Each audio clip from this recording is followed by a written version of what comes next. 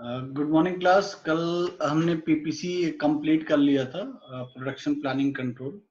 आज का हमारा टॉपिक है क्वालिटी कंट्रोल। और जैसा कल हमने प्रोडक्शन प्लानिंग कंट्रोल में आपको ये बताया था कि कंट्रोल एक एक्टिव एंटिटी है जिसमें हम प्लानिंग को एग्जीक्यूट करते हैं ताकि हम अपने प्रोडक्ट में क्वालिटी को ला सकें। सेम ईयर हम यहाँ क्वालिटी कंट्रोल की अगर बात करें तो क्वालिटी किसी भी प्रोडक्ट का या किसी भी आइटम का एक प्रॉपर सेट ऑफ प्रॉपर्टीज होता है। यू कहें कि उसके सेट ऑफ एट्रीब्यूट्स हैं, उसके सेट ऑफ प्रॉपर्टीज हैं, ठीक है। उसके सेट ऑफ प्रॉपर्टीज और उसके सेट ऑफ एट्रीब्यूट्स को अचीव करने के लिए ही हम कंट्रोल यूज करते हैं। तो quality is the sum of attributes और properties of a product which are expressed in term of length, color, specific gravity, etc. It is that categorized or a combination of characteristics that distinguishes one article from other. तो हर product की अपनी अपनी individual quality होती है, क्योंकि हर एक product की अपने स्पेसिफिक एट्रीब्यूट्स होते हैं, अपनी प्रॉपर्टी होती है, इसलिए हर प्रोडक्ट की जो क्वालिटी है वो अलग अलग होती है। तो हर प्रोडक्ट की क्वालिटी को मैनेज करने के लिए हमें कुछ स्टैंडर्डाइजेशंस पे फोकस करना होता है। तो अगर कंट्रोल की बात करें तो कंट्रोल कहता है कि it implies the comparison of the actual result of finished product with the predetermined standard and specification. तो किसी भी प्रोडक्ट की क्वालिटी को मैनेज करने के लिए हम कंट्रोल फेज को फॉलो करते हैं। और बेसिकली कंट्रोल फेज का मतलब ही ये होता है कि हमारे प्रोडक्ट कि जो आफ्टर प्रोडक्शन जो हमारा प्रोडक्ट आया है उसकी क्वालिटी को एश्योर करने के लिए हम कंट्रोल फेज यूज करते हैं। उसकी क्वालिटी को एश्योर हम तभी कर पाएंगे जब उसके प्री डिटरमाइंड स्टैंडर्ड्स को हम एग्जिस्टिंग प्रोडक्ट के स्टैंडर्ड से मैच कराएं। अगर वो दोनों मैच हो जाता है इसका मतलब हमारे प्रोडक्ट में क्वालिटी एग्जिस्ट कर रही है। तो प्रोडक्ट की क्वालिटी को कंट्रोल करने के लिए हम सबसे पहले प्रोडक्ट की क्वालिटी को आइडेंटिफाई करते हैं कि हमारे प्रोडक्ट में क्या क्या चीजें होनी चाहिए, उसकी क्वालिटी के क्या क्या एट्रीब्यूट्स हैं, क्या क्या प्रॉपर्टीज हैं। उस फिर आफ्टर प्रोडक्शन हम अपने प्रोडक्ट की क्वालिटी को हम चेक करते हैं कि हमारे प्रोडक्ट में वो क्वालिटी एग्जिस्ट कर रही है या नहीं कर रही है। इसके लिए हम प्री डिटरमाइंड स्टैंडर्ड से और एग्जिस्टिंग प्रोडक्ट की क्वालिटी को कंपेयर कराते हैं। अगर वो एग्जिस्ट कर रही है इसका मतलब हमारे प्रोडक्ट में क्वालिटी एग्जिस्ट कर रही है। और प्रोडक्ट की क्वालिटी को कंट्रोल करने के लिए हम कई डिफरेंट फेजेस यूज करते हैं, वो हम आगे अभी पढ़ेंगे। बेसिकली हम जो क्वालिटी कंट्रोल यूज करते हैं, बेसिकली उस क्वालिटी कंट्रोल का ऑब्जेक्टिव क्या होता है। यहाँ देखिए कह रहा है quality control is a technique of scientific management having the objective of improving industrial efficiency by concentrating on better standard of quality. Quality control एक टेक्निक है, एक साइंटिफिक मैनेजमेंट है, या यू कह लीजिए एक ऐसी टेक्निकल प्लानिंग है, एक ऐसी साइंटिफिक प्लानिंग है जिसको यूज करके हम अपने इंडस्ट्री के स्टैंडर्ड को मेंटेन करते हैं, अपने इंडस्ट्री के क्वालिटी को मेंटेन करते हैं, ठीक है। तो अगर ऑब्जेक्टिव की बात करें कि क्वालिटी कंट्रोल के क्या क्या ऑब्जेक्टिव्स हो सकते हैं, जैसे क्वालिटी कंट्रोल के ऑब्जेक्टिव्स में अगर देखिए पहला ही पॉइंट कह रहा है assess the quality of raw material semi finalised and finalised good. यानी क्वालिटी कंट्रोल का मेन उद्देश्य क्या होता है कि जो रॉ मटेरियल हम यूज कर रहे हैं या जो सेमी फाइनलाइज्ड प्रोडक्ट है या फाइनलाइज्ड प्रोडक्ट है, उन प्रोडक्ट में क्या क्वालिटी एग्जिस्ट कर रही है, ये टाइम टू टाइम चेक करते रहना ये हमारे लिए बहुत इंपॉर्टेंट रहता है। सेकंड कह रहा है whether the product conforms to the predetermined standards and specification and also whether it satisfies the customer or not। हमें ये श्योर होना होता है कि प्री डिटरमाइंड कंडीशंस को सेटिस्फाई कर रहा है या नहीं कर रहा है और कस्टमर के लिए सेटिस्फैक्टरी होगा या नहीं होगा। Identify the causes of deviation from the standards and remedial steps to remove them.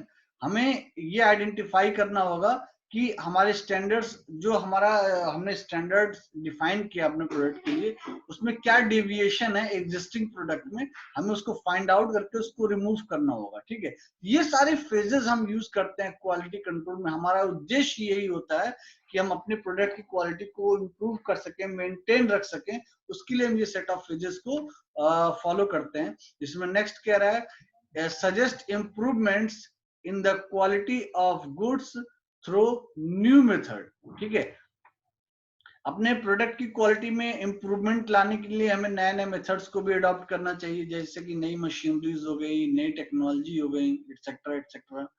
Develop quality consequences in various section of production department. ठीक है, नेक्स्ट कह रहा है assess various techniques of quality control method and process of production, suggest improvement, ये सारी चीजें हैं। ठीक है, तो कहने का अर्थ ये है कि हम जो क्वालिटी कंट्रोल का फेज यूज कर रहे हैं, क्वालिटी कंट्रोल यूज कर रहे हैं, उस क्वालिटी कंट्रोल का उद्देश्य ही यही होता है कि हम स्टार्टिंग टू एंड, ऐसा नहीं कि हम प्रोडक्शन कंप्लीट होने के बाद क्वालिटी कंट्रोल फॉलो करेंगे, नहीं, हम स्टार्ट टू एंड हर एक फेज में क्वालिटी कंट्रोल को यूज करेंगे। जैसे कि हम रॉ मटेरियल लेके आए तो रॉ मटेरियल की भी क्वालिटी चेक करेंगे, रॉ मटेरियल को यूज करके हमने सेमी फाइनलाइज प्रोडक्ट बनाया, उसकी क्वालिटी को भी हम चेक करेंगे, फाइनलाइज प्रोडक्ट बनाया तो उसकी क्वालिटी को भी चेक करेंगे। इससे क्या है कि अगर हम सिर्फ फाइनलाइज प्रोडक्ट की क्वालिटी चेक करेंगे तो हो सकता है रॉ मटेरियल में ही डिफेक्ट हो। ठीक है, तो ऐसे तो प्रोडक्ट पूरा बन चुका, पैसे खर्च हो चुके, हमने सारा इन्वेस्टमेंट कर दिया, तब पता चला कि प्रोडक्ट में डिफेक्ट है। लेकिन अगर हम रॉ मटेरियल की क्वालिटी स्टार्टिंग में ही चेक कर लेंगे तो प्रोडक्शन होने से पहले हम अपनी प्रॉब्लम को फाइंड आउट करके उसको रिजॉल्व कर लेंगे। ठीक है, तो इसीलिए कहने करते हैं क्वालिटी कंट्रोल जो है ऐसा नहीं कि लास्ट स्टेप है, क्वालिटी कंट्रोल हमें अपने प्रोडक्शन के हर एक फेज में करना होता है। और क्वालिटी कंट्रोल हमें सिर्फ अपने प्रोडक्ट में ही नहीं करना होता है, क्वालिटी कंट्रोल के लिए हमें अपनी टेक्नोलॉजी में भी इंप्रूवमेंट करना होता है, हमें अपने प्रोडक्शन मैकेनिज्म में भी इंप्रूवमेंट करना होता है, नई नई मेथोडोलॉजीज यूज करनी होती हैं, तब जाके हम अपने प्रोडक्ट की क्वालिटी को कंट्रोल कर सकते हैं, अपनी क्वालिटी को, उसकी क्वालिटी को अचीव कर सकते हैं। अगर एडवांटेजेस की बात करें कि क्वालिटी कंट्रोल, अगर किसी प्रोडक्ट की क्वालिटी को अगर हम कंट्रोल में रखते हैं तो उसका क्या क्या बेनिफिट है। जैसे अगर किसी प्रोडक्ट की क्वालिटी को अगर हम कंट्रोल रखते हैं तो आप जानते हैं कि इससे मार्केट में आपकी गुडविल होगी। ठीक है, आपकी मार्केट में गुडविल बढ़ेगी, और जब गुडविल बढ़ेगी तो आपके प्रोडक्ट का शेयर बढ़ेगा मार्केट में, आपको अच्छा प्रॉफिट होगा। ठीक है, अगर आपके प्रोडक्ट की क्वालिटी मेंटेन्ड होगी, यानी आप स्टार्टिंग टू एंड हर एक फेज में क्वालिटी को चेक करते चल रहे हैं, इसका मतलब प्रोडक्शन रिसाइकिल बिल्कुल भी नहीं यूज हो रहा है। प्रोडक्शन रिसाइकिल बिल्कुल भी नहीं यूज होने का मतलब ये है कि हमने प्रोडक्शन किया, कुछ डिफेक्ट आ गया हमारे प्रोडक्ट में, हम उसको दोबारा से रिसाइकिल करके नए सिरे से बना रहे हैं, इससे क्या हमारे प्रोडक्शन का कॉस्ट जस्ट डबल हो जा रहा है। तो अगर हम स्टार्टिंग से क्वालिटी पे फोकस करते चलेंगे तो हमारा जो प्रोडक्शन कॉस्ट है वो क्या होगा, रिड्यूस हो जाएगा। Aim to maximise utilisation of resources most economically, इससे क्या है कि रिसोर्सेज को हम प्रॉपर यूटिलाइज कर पाते हैं, रिसोर्सेज का मैक्सिमम यूटिलाइजेशन कर पाते हैं। क्योंकि अगर हम क्वालिटी स्टार्टिंग से ही चेक करते चले और हमें ये पता चल जाए कि सेमी फाइनलाइज प्रोडक्ट में ये फॉल्ट्स आ रही हैं, ठीक है, तो हम उसको अब वो सेमी फाइनलाइज प्रोडक्ट आगे फर्दर प्रोडक्शन में नहीं जाएगा, वो वहीं रोक दिया जाएगा और उसकी प्रॉब्लम को वहीं रिजॉल्व कर दिया जाएगा। अदरवाइज वो फर्दर प्रोसेसिंग में लिया जाएगा तो हमें लास्ट में जब पता चलेगा कि हाँ फाइनल प्रोडक्ट में कुछ प्रॉब्लम है, तो ऐसे तो हमने पूरा काम भी कर दिया, पूरा काम भी बेकार हो गया, मतलब पूरा किया हुआ मेहनत पे पानी फिर गया। तो हम अपने रिसोर्सेज को मैक्सिमम यूटिलाइज कर सके, अपने मैन पावर को मैक्सिमम और सही तरह से यूटिलाइज कर सके, उसके लिए ये हमारा क्वालिटी कंट्रोल बहुत ही बेनिफिशियल होता है और हमें ये इकोनॉमिकली भी हेल्प करता है। अगर हम किसी भी प्रोडक्ट के प्रोडक्शन में बार बार रिसाइकलिंग कर रहे हैं, हाँ कोई प्रोडक्शन में फॉल्ट हो गई, प्रोडक्शन में कोई फॉल्ट हो गई, ठीक है, अब उसको हम दोबारा से नए सिरे से बना रहे हैं, तो क्या होगा, हमारा जो प्रोडक्शन कॉस्ट है जस्ट डबल हो जाएगा। उससे वो हमें बचाता है quality control. Increase the moral of employees, अगर सपोज करिए मैं किसी प्रोडक्ट का प्रोडक्शन कर रहा हूँ मैं एज अ हेड हूँ, मैं किसी प्रोडक्ट का प्रोडक्शन कर रहा हूँ और बहुत स्मॉल स्केल लेवल इंडस्ट्री हमारी, हम क्वालिटी पे फोकस नहीं कर रहे हैं बहुत ज्यादा, तो पता चला कि हमने 10,000 क्वांटिटी किसी प्रोडक्ट की बना दी, बाद में पता चला कि इन सब में डिफेक्ट है, तो क्या होगा, हम लोग में बहुत निराशा आ जाएगी, हम लोग ऐसा लगेगा यार क्या कर रहे हैं यार, मतलब ऐसे तो हमारा लॉस हो रहा है, कंपनी का लॉस हो रहा है, कंपनी में निकाल देगी। तो इससे क्या है, क्वालिटी पे हम फोकस ना करें तो कहीं ना कहीं एम्प्लॉयज का मोरल भी जो है वो डाउन डाउन होता है, ठीक है। और अगर हम क्वालिटी पे फोकस, एम्प्लॉयज का जो क्या बोलते हैं कॉन्फिडेंस है वो डाउन होता है, तो एम्प्लॉयज का कॉन्फिडेंस डाउन ना हो, तो अगर हम क्वालिटी को मेंटेन रखते हैं तो इससे हम एम्प्लॉय के मोरल्स को हाई कर सकते हैं, इंक्रीज कर सकते हैं, ठीक है। एम्प्लॉयज का मोरल जो है हम इंक्रीज करते हैं ताकि उनमें वो डोमिनेट ना हो, वो अपने काम से निराश ना हो जाए कि यार देखो हमने इतना मेहनत की 10,000 क्वांटिटी प्रिपेयर किया और इन सब में फॉल्ट है, उनको ये ना लगे यार ये फॉल्ट मेरी वजह से है। तो कहीं ना कहीं अगर प्रॉपर प्लानिंग होगी और क्वालिटी कंट्रोल पे अगर हम फोकस करेंगे तो वो सारी प्रॉब्लम्स अकर्ड नहीं होंगी। अगर हम क्वालिटी कंट्रोल फोकस करते हैं तो जो हमारे कंज्यूमर्स है वो भी ज्यादा से ज्यादा सेटिस्फाइड रहेंगे और मार्केट में हमारा शेयर भी बढ़ेगा, इससे हमारा रेवेन्यू बढ़ेगा, क्योंकि सेल्स बढ़ेगा तो हमारा रेवेन्यू बढ़ेगा, ठीक है।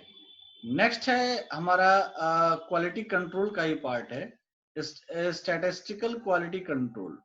स्टैटिस्टिकल क्वालिटी कंट्रोल को बेसिकली पहले हम एक्सेप्टेंस सैंपलिंग कहते थे।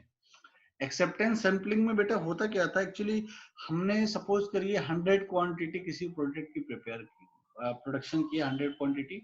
अब हम अपने प्रोडक्ट की क्वालिटी को चेक करने के लिए ऐसा नहीं है कि हम 100 क्वांटिटी में सभी को चेक करेंगे, नहीं, हम उन 100 क्वांटिटी में से 5% क्वांटिटी यानी 100 पीसेज में से सपोज करें हमने 5 पीसेज रैंडमली उठाए और उन रैंडमली 5 पीसेज को हम क्या करेंगे, उनकी क्वालिटी को चेक करेंगे कि इसमें वो क्वालिटी एग्जिस्ट कर रही है कि नहीं, जो हमने इनिशियली हमने डिफाइन की थी कि हमारे प्रोडक्ट में ये क्वालिटीज होनी चाहिए। तो हम क्या कर रहे हैं, रैंडम क्वालिटी चेक कर रहे हैं, अपने प्रोडक्ट की जो क्वालिटी है वो रैंडमली चेक कर रहे हैं, 100% इंस्पेक्शन नहीं कर रहे हैं।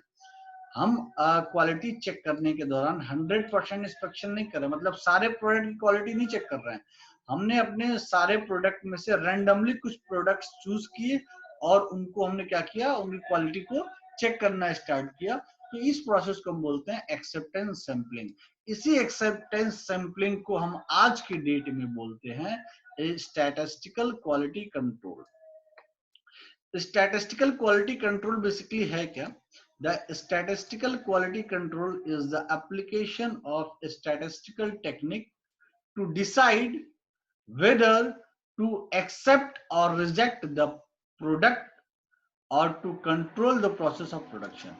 यानी SQC के थ्रू हम ये डिसाइड कर पाते हैं कि ये जो हम प्रोडक्शन कर रहे हैं, ये प्रोडक्शन हम एक्सेप्टेबल है या इसको हम रिजेक्ट करें, और हम कैसे अपने प्रोसेस को कंट्रोल करें जिससे प्रॉब्लम अकर्ड ना हो पाए। तो अगर हम ऐसा करते हैं तो हम क्या, हमारे प्रोडक्ट में मेंटेन प्रोडक्ट क्वालिटी, हमारे प्रोडक्ट में जो क्वालिटी है वो मेंटेन रहती है, ठीक है। तो आज की डेट में इसी प्रोसेस को हम स्टैटिस्टिकल क्वालिटी कंट्रोल कहते हैं, जिसको पहले हम एक्सेप्टेंस सैंपलिंग के नाम से जानते थे। इसमें हम रैंडमली अपने जो हमारे प्रोडक्शन में आउटपुट आया उस फाइनल प्रोडक्ट में, फाइनल जो हमारे पास प्रोडक्ट बन के आया उस फाइनल प्रोडक्ट में हम सपोज करिए 2% 3% आइटम्स निकाल करके उसकी रैंडमली आइटम उसमें से निकाल के उनकी क्वालिटी को चेक करते थे। तो ये कहलाता है हमारा स्टैटिस्टिकल क्वालिटी कंट्रोल। अब अगर एडवांटेजेस की बात करें,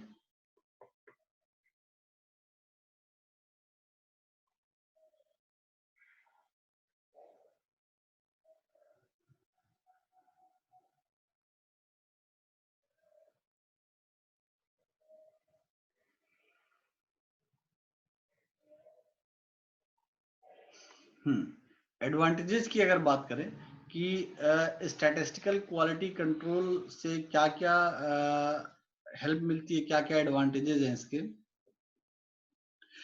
ये क्या करता है, डिफेक्ट को दूर करता है, हमारे प्रोडक्ट में जो डिफेक्ट इन फ्यूचर आ सकती है उन डिफेक्ट को ये अकड़ ही नहीं होने देता, पहले ही रिजॉल्व कर देता है, क्योंकि हम उसको पहले ही आइडेंटिफाई कर लेते हैं।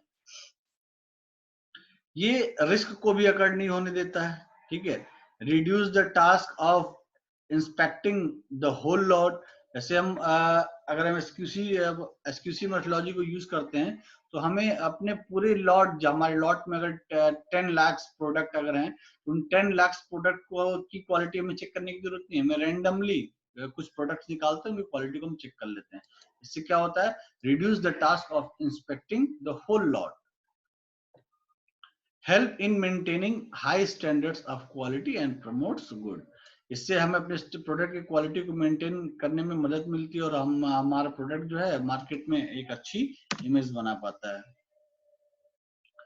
M at reducing inspection expense so as to produce the final product at minimum cost. अगर हमारा इंस्पेक्शन कॉस्ट कम आएगा, तो नॉर्मली हमारा जो ओवरऑल जो प्रोडक्ट का कॉस्ट बनेगा, वो प्रोडक्ट का कॉस्ट भी क्या होगा? रिड्यूस होगा। और प्रोडक्ट का कॉस्ट अगर रिड्यूस होगा, तो समाज के गरीब तबके के लोग भी उसको यूज कर सकेंगे, ठीक है। Standard quality helps in maintaining standard price, same as promotes feeling of responsibilities among the workers।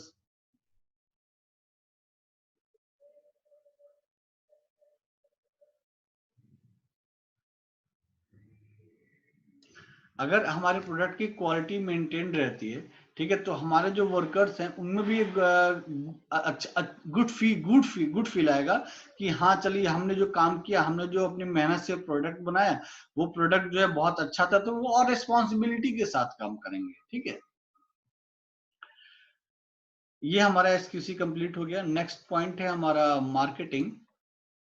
आप सभी जानते हैं मार्केटिंग एक ऐसा टर्म है जिसमें जो बायर और सेलर एक प्लेटफॉर्म यूज करते हैं, जिसमें वो अपने अपने प्रोडक्ट्स को एक्सचेंज करते हैं विद मनी। अगर जैसे कि यहाँ डेफिनेशन में देखें, कह रहा है market it is a place where the seller and buyers assemble to exchange their products for money and vice versa। तो जो मार्केटिंग टर्म है, वो उस मार्केटिंग टर्म को समझने के लिए कहीं ना कहीं हमें मार्केट को समझना बहुत जरूरी है। तो मार्केट बेसिकली क्या है? मार्केट वो जगह है जहाँ पे सेलर और बायर जो है एक दूसरे से अपने प्रोडक्ट का एक्सचेंज करते हैं। किसके लिए? पैसे के लिए, मनी के लिए, ठीक है।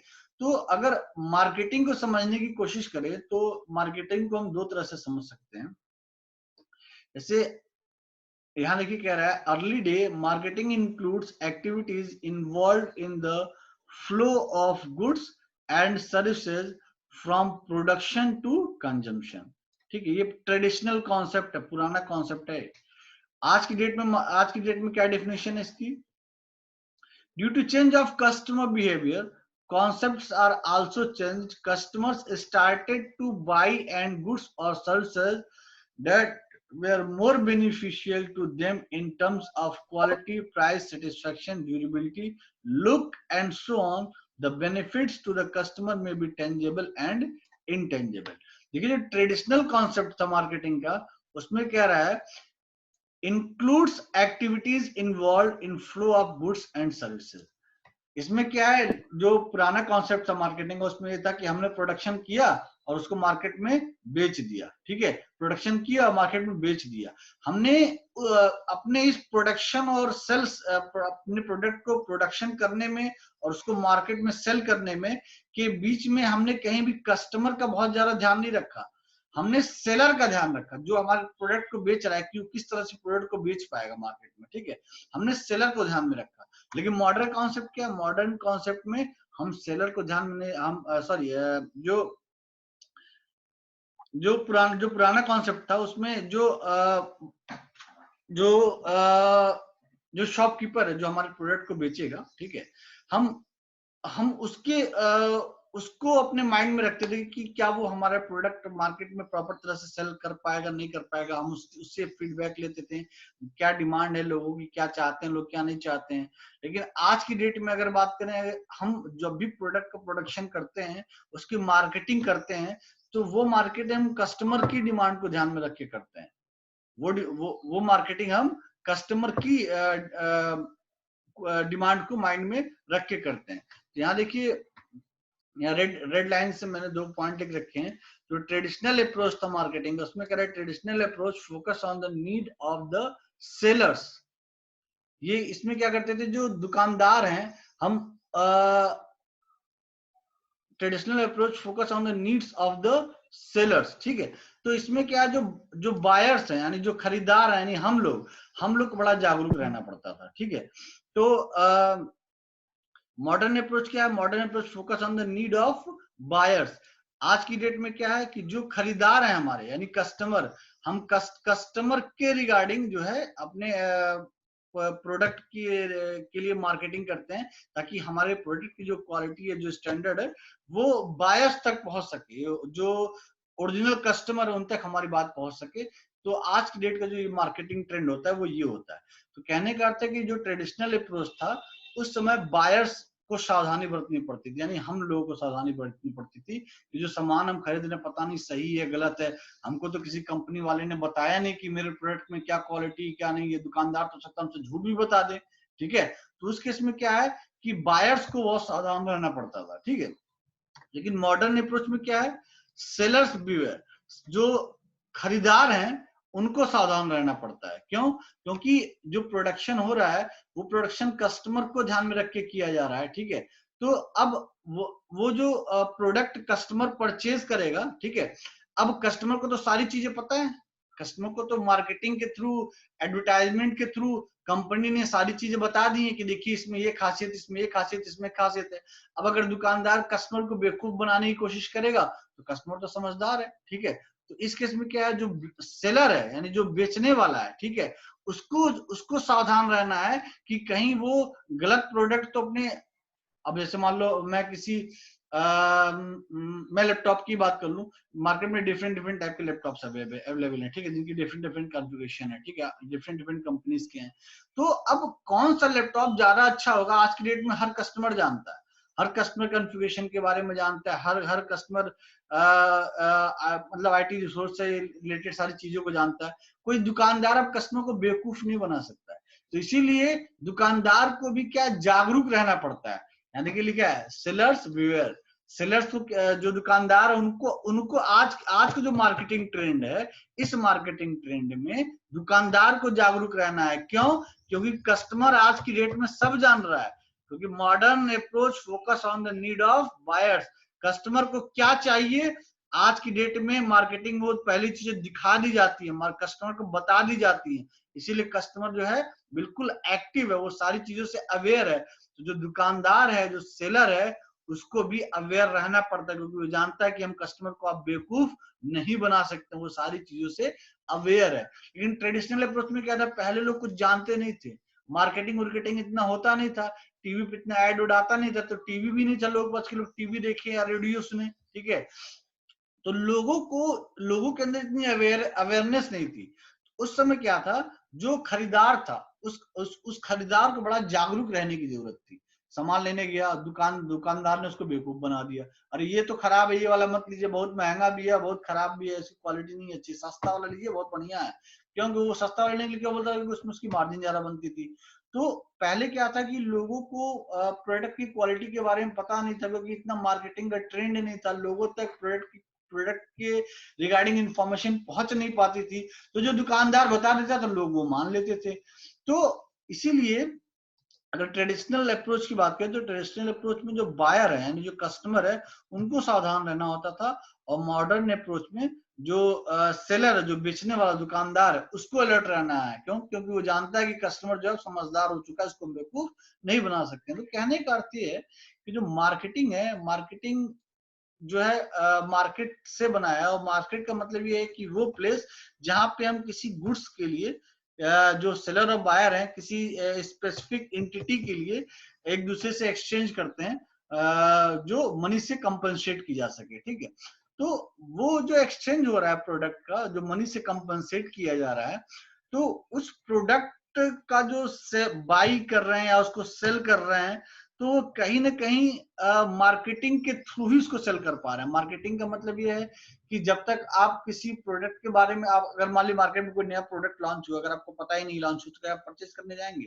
या तो आप माउथ टू माउथ एडवर्टाइजमेंट हो, आप तक वो बात पहुंचे, या सोशल मीडिया के थ्रू एडवर्टाइजमेंट हो, वो आप तक बात पहुंचे, या तो न्यूज़पेपर के थ्रू एडवर्टाइजमेंट हो, या टीवी के थ्रू एडवर्टाइजमेंट हो, कि आप तक वो बात पहुंचे कि हाँ ये प्रोडक्ट नया मार्केट में लॉन्च हुआ है, एग्जिस्ट कर रहा है, इसकी ये क्वालिटीज है, तब जाके आप उसकी डिमांड करेंगे। ठीक है, तो वही कह रहा है कि जो मार्केटिंग का कॉन्सेप्ट है, मार्केटिंग के कॉन्सेप्ट में हम flow of goods and services पे फोकस करते हैं कि हम गुड्स और सर्विसेज को कैसे कस्टमर तक पहुंचा सकें, कैसे कस्टमर तक पहुंचा सकें।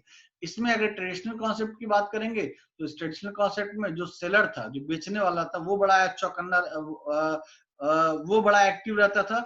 और इसमें अगर मॉडर्न कॉन्सेप्ट की बात करें, तो मॉडर्न कॉन्सेप्ट को जो मार्केटिंग, इसमें कस्टमर बड़ा एक्टिव है। ठीक है, ये डिफरेंस है ट्रेडिशनल कॉन्सेप्ट और मॉडर्न कॉन्सेप्ट में। अब अगर मार्केटिंग की बात, जैसे अभी मैंने आपको ऊपर जितना भी बताया, अच्छा एक चीज और यहाँ छूट रहा है, ये हमारा marketing mix. Marketing mix basically 4 P से मिलकर बना हुआ है, 4 P से मिलकर बना हुआ है। जब पहले P का मतलब है प्रोडक्ट, दूसरे P का मतलब है प्राइस, तीसरे P का मतलब है प्रमोशन, और चौथे P का मतलब है प्लेस। कहने का मतलब है, अगर आप मार्केटिंग को डिफाइन करना चाहते हैं, तो सबसे पहले मार्केटिंग करना चाहते हैं या मार्केटिंग में समझाना चाहते हैं, तो सबसे पहले आपको अपने प्रोडक्ट, मान ली मार्केटिंग में करना चाहता हूँ, सबसे पहले अपने प्रोडक्ट की क्वालिटी पे फोकस करूंगा। ठीक है, मैं अगर अपने प्रोडक्ट की वास्तव में अच्छी मार्केटिंग करना चाहता हूँ, तो मैं प्रोडक्ट का प्राइस जो है कम से कम रखूंगा। मैं अपने प्रोडक्ट का प्रमोशन सही तरह से करूंगा, ताकि मेरे प्रोडक्ट की हर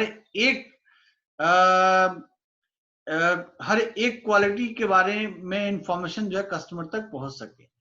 और अपने प्रोडक्ट की जो मार्केटिंग है, उसके लिए मैं सही जगह चुनूंगा। सही जगह चुनने का मतलब ये है, किस चीज की कहाँ ज्यादा डिमांड है। जैसे दिवाली की बात करें, चाइना जो है जानता है कि दिवाली के टाइम में ये जो बिजली के झालर हैं, जो लड़ी हम लोग लगाते हैं दिवाली में, उसकी बहुत ज्यादा मार्केट डिमांड रहती है इंडिया में दिवाली के टाइम में, नवंबर दिसंबर के टाइम में। तो क्या करता है, सही टाइम पे उस मार्केटिंग स्ट्रेटजी को प्लान करते हुए अपने प्रोडक्ट को इंडिया में सेल आउट करता है। ठीक है, तो मार्केटिंग मिक्स का मतलब ये है कि वो कौन सी चीजों को मिक्स किया हमने, जिसकी वजह से हम मार्केटिंग को सही तरह से कर सकते हैं, मार्केटिंग को सही तरह से समझा सकते हैं। इसमें पहला है प्रोडक्ट, प्रोडक्ट का स्टैंडर्ड होना चाहिए। प्राइस, प्रोडक्ट की प्राइस कम से कम होना चाहिए। प्रमोशन, सही टाइम पे आपको प्रमोशन करना है। ठीक है, और सही प्लेस पे प्रमोशन करना है। तो मार्केटिंग मिक्स जो है इन 4 P से मिलकर बना हुआ है, product, price, promotion and place.